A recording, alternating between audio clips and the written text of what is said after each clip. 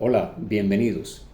En el video anterior estuvimos hablando acerca de algunas maneras que podemos adoptar para mejorar nuestra fluidez y también nuestra comprensión auditiva. Es decir, cuando un nativo hablante se comunica con nosotros para poder entender con mucha más precisión lo que me quiere decir.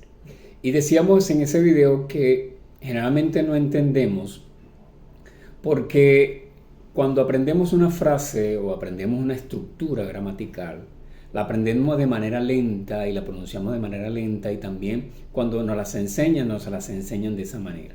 Pero en la realidad no sucede así. Sucede que en el inglés común y corriente la gente habla muy rápido.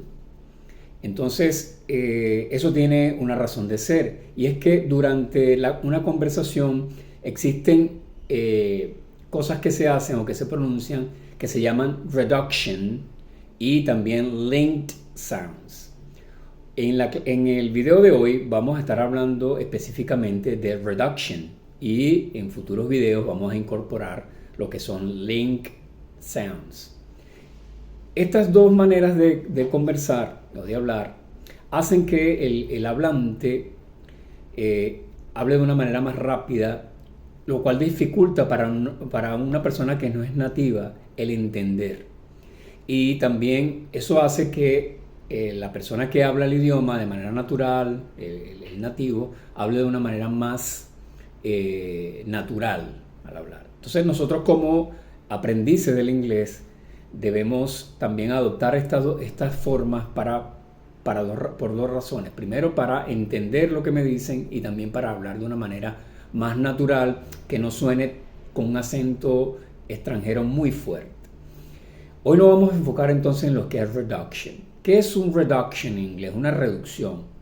Un reduction es cuando una vocal en una sílaba átona, es decir, una sílaba que es opuesta a la sílaba tónica, es decir, una sílaba que no se acentúa.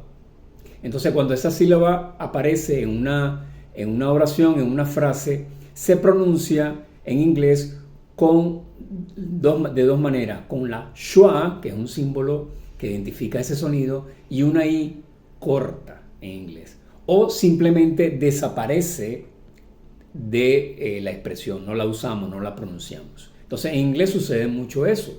Cuando se habla, se suele pronunciar esa sílaba de una manera reducida, de modo que puedas hablar de manera más fluida. Hoy vamos a hablar de dos estructuras que se usan generalmente en este caso, que es el what do you, es una pregunta, what do you más un verbo, what do you, y se pronuncia de manera reducida what are ya. Y también la estructura what are you, que también es una pregunta, what are you más un verbo en ing, que también se pronuncia what are ya. Ese what are ya, ahí unimos toda esa estructura o esa frase en una sola y la decimos como una sola palabra, what are ya. ¿Cómo yo voy a saber cuándo es una pregunta con what do you y cuándo es what are? El contexto te lo dice.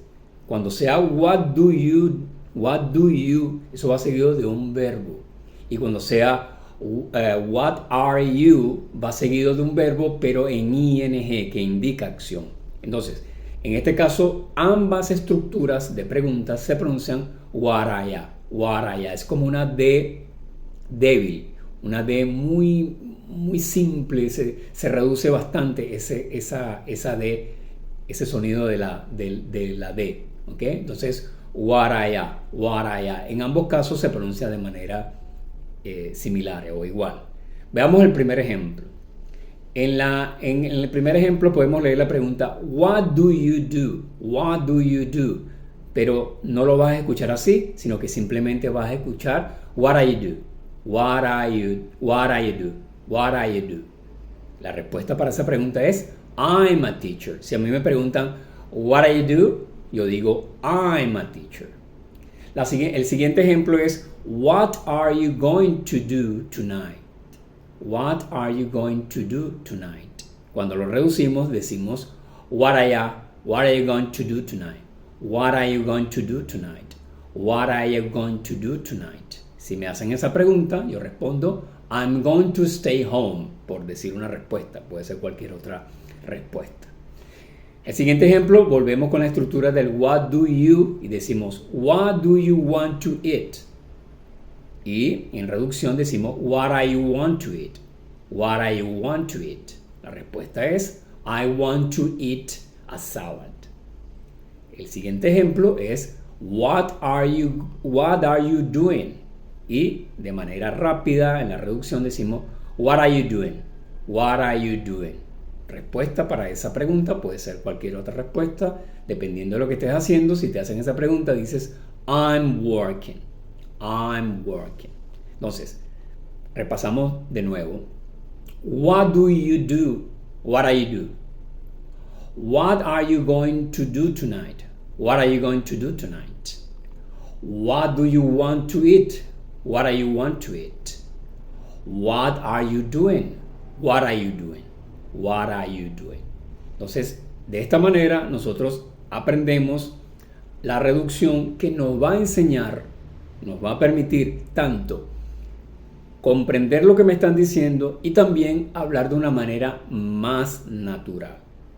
¿Qué te pareció esta enseñanza? Me gustaría escuchar o leer tus comentarios, cómo te sientes cuando lo dices, cuando lo practicas y si te va a ayudar y sientes que va a ser útil para ti. Practícalo varias veces y verás que vas a progresar tanto en tu manera de hablar, de una manera más natural, pero también, y mucho más importante aún, te va a permitir entender lo que te están diciendo. Porque generalmente esperamos que nos digan o que nos hagan la pregunta de la manera como nosotros creemos que la van a hacer y resulta que es una realidad totalmente diferente. Te lo van a hacer, el nativo te va a hablar muy rápido, probablemente no vas a entender si no conoces estos tips. Estos tips te van a ayudar mucho a entender, a mejorar tu comprensión auditiva, pero también te van a ayudar a ser mucho más fluido y te va a ayudar también a expresarte de una manera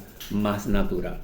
Nos estamos viendo en un próximo video donde seguiremos hablando de los reductions con otros ejemplos y más adelante incorporaremos los linked sounds que también te van a ayudar a hablar de una manera más fluida y a entender mucho mejor el inglés. Nos vemos en nuestro próximo video.